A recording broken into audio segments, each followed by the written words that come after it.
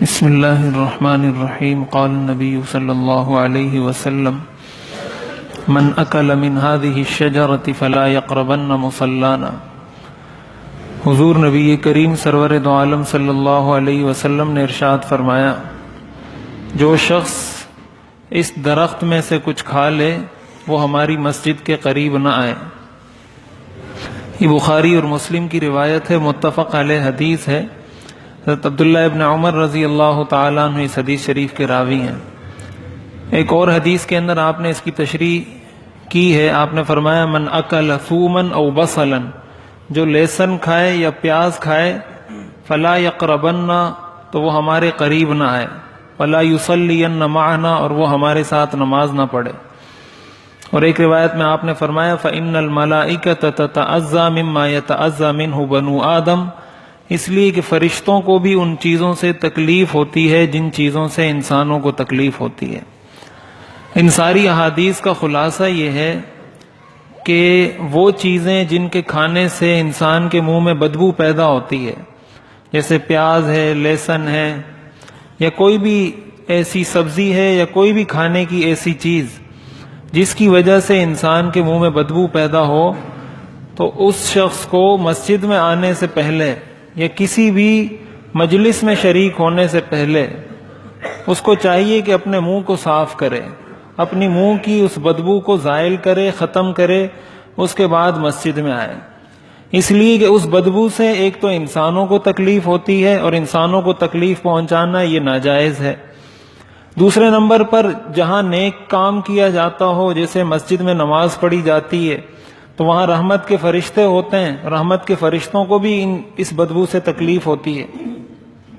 حضرت عمر رضی اللہ تعالیٰ عنہ فرمایا کرتے تھے کہ ہمارے زمانے میں، یعنی حضور علیہ الصلاۃ والسلام کی حیات طیبہ کے اندر، جب آپ کو کسی کے بارے میں پتہ چلتا تھا کہ اس کے منہ سے بدبو آ رہی ہے، تو آپ اس کو مسجد سے نکالنے کا حکم دیتے تھے، اس کو مسجد سے نکال دیا جاتا تھا۔ تو فقہا نے لکھا ہے کہ جس طرح یہ پیاز، لہسن وغیرہ یہ چیزیں ہیں، اسی کے اندر وہ ساری چیزیں داخل ہیں جو ہمارے معاشرے میں استعمال کی جاتی ہیں۔ بہت سارے لوگ سگریٹ نوشی کرتے ہیں، سگریٹ پیتے ہیں، گٹکا کھاتے ہیں، نسوار کھاتے ہیں، اور پتہ نہیں نہ جانے کیا کیا چیزیں ہمارے ہاں کھائی جاتی ہیں۔ تو اب یہ ساری چیزیں وہ ہیں جس کے استعمال کرنے والے کے منہ سے بھی بدبو آتی ہے۔ ہمارے ہاں تو لوگ اس چیز کا بھی خیال نہیں کرتے، مجلس میں بیٹھے ہوں گے، سگریٹ جلا کر بیٹھ جائیں گے، ان کو اس چیز کا کوئی رعایت نہیں ہوتی کہ ساتھ سارے بیٹھے ہوئے انسان ہیں، ان کو اس سے تکلیف ہوگی یا راحت ہوگی، اس کی بھی کوئی پرواہ نہیں کرتا۔ مجلس میں بیٹھ کے سگریٹ جلا کے بیٹھ جائیں گے، کوئی بس میں بیٹھا ہوگا تو بس میں جلا کے بیٹھ جائے گا، پورے بس والوں کو تکلیف، کوئی دفتر میں بیٹھا ہوا ہے تو دفتر میں جلا کے بیٹھ جائے گا۔ تو ظاہر یہ تو اسلام میں کسی بھی طرح جائز نہیں۔ جب اسلام اس چیز کی اجازت نہیں دے رہا کہ آپ مسجد میں اس حالت میں نہ جائیں کہ منہ سے سگریٹ کی بدبو آ رہی ہے، تو کسی مجلس میں سگریٹ جلا کر سب کو تنگ کرنا، پریشان کرنا، اس کی شریعت میں کہاں سے اجازت ہوگی؟ تو ایک تو جو لوگ اول تو ان چیزوں کو استعمال نہیں کرنا چاہیے، خصوصاً ہمارے ہاں تو اس وقت تو ماوا، گٹکا، ان چیزوں پر تو حکومت کی طرف سے پابندی ہے، اور فقہا نے یہ لکھا ہے کہ اگر حکومت کسی جگہ یہ فیصلہ کر دے کہ اتنے عرصے تک پوری حکومت میں، پورے شہر میں کوئی تربوز نہیں کھائے گا، تو تربوز کا کھانا ناجائز ہو جائے گا،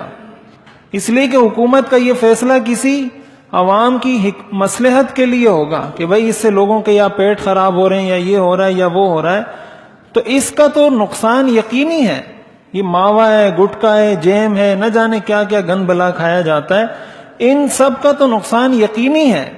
اور پھر جب حکومت کی طرف سے پابندی بھی لگ گئی تو اس کا تو کھانا، اس کا استعمال کرنا ویسے ہی ناجائز ہے، اس کا بیچنا ناجائز ہے، اس کا خریدنا ناجائز ہے، شریعت کی روح سے حکومت کی طرف سے جو جائز حکم ہوتا ہے اس کی پابندی کرنا واجب ہوتا ہے، اور اس کی خلاف ورزی کرنا ناجائز اور گناہ ہوتا ہے۔ تو ایک تو اس کا استعمال ویسے ہی نہیں کرنا چاہیے، لیکن اگر کسی نے کیا ہے تو اس کو اس چیز کا پورا اہتمام کرنا چاہیے کہ مسجد میں آنے سے پہلے، نماز کے لیے آنے سے پہلے، بعض لوگوں کا یہی ہوتا ہے کپڑوں سے بدبو آ رہی ہے، ان کو اس چیز کا خیال نہیں ہوتا، ساتھ جو کھڑا ہوتا ہے صف میں وہ بیچارہ پریشان ہو رہا ہوتا ہے کہ اب کیا کروں۔ تو ان ساری چیزوں کا ہمیں خیال کرنا چاہیے۔ اسلام، ظاہر ہے ہم اپنے آپ کو مسلمان کہتے ہیں، یہ ساری چیزیں اسلام کی تعلیمات ہیں، تو مسجد میں آنے سے پہلے یہ آدمی مسواک کر لے یا کوئی ایسی چیز کھا لے جس سے اس کی منہ کی بدبو زائل ہو جائے، منہ کی بدبو ختم ہو جائے، اس کے بعد وہ مسجد میں آئے اور دوسرے لوگوں کے ساتھ بیٹھے. تو اس طرح کی چیزوں کا ہمیں خیال کرنا چاہیے. اسی طرح یہ بات میں عرض کرتا رہتا ہوں، جو لوگ یہاں وضو کرتے ہیں تو وضو خانے میں آ کر نسوار پھینک دیتے ہیں، کوئی یہاں گٹکا پھینک دیتا ہے، کوئی کیا پھینک دیتا ہے. تو ظاہر ہے کسی کے منہ کا تھوکا ہوا نسوار اس کو تو شاید برا نہیں لگتا ہوگا، لیکن دوسرے آدمی کو تو اچھا نہیں لگتا نا. اپنے منہ کی تھوکی ہوئی چیز خود انسان نہیں دیکھ سکتا تو دوسرا انسان اس کو کیا دیکھے گا. تو اس چیز کا، اور یہ صرف مسجد کے لیے نہیں ہے، یہ گھر کے اندر بھی بعض لوگوں کی یہ عادت ہوتی ہے، گھر میں بھی نہیں دیکھتے، کہیں جو ہے نا پان کی پچکاری مار دی، کہیں نسوار پھینک دی، کہیں کیا کر دیا.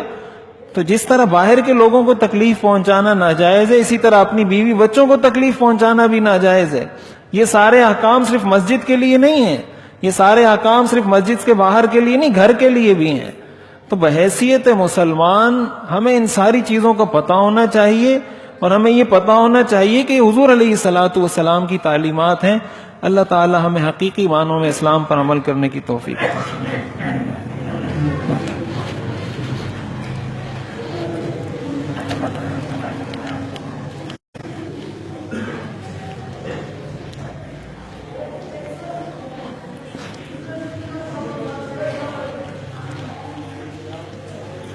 رحمتک یا